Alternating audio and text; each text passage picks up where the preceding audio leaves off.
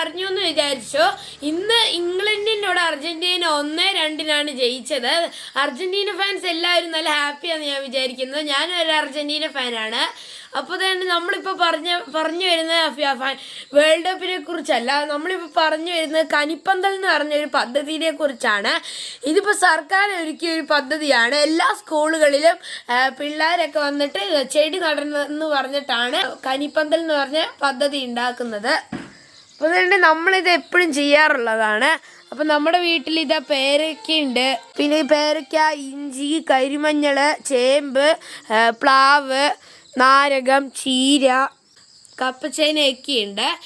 ഇതുപോലെ എല്ലാ സ്കൂളുകളിലും ഇങ്ങനെ ചെയ്യുവാണ്. അതിനുള്ള തൈയും സാധനങ്ങളും ഒക്കെ കൃഷിഭവൻകാർ കൊടുക്കുന്നുണ്ട്.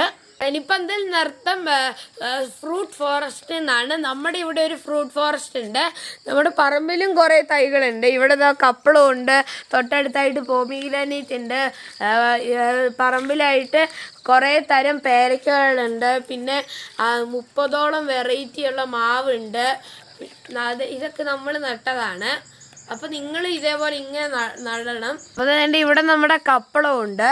ഈ 17-ാം തീയതിയാണ് SKNG സ്കൂളിൽ കൽപ്പറ്റ ടി സിദ്ദീഖ് സാറ് വന്നിട്ടാണ് ഉദ്ഘാടനം ചെയ്യുന്നത്. ഇനി ഇവിടെ നമുക്ക് കൃഷിഭവനിൽ നിന്ന് കിട്ടിയ പോമിഗ്രാനൈറ്റ് ഉണ്ട്.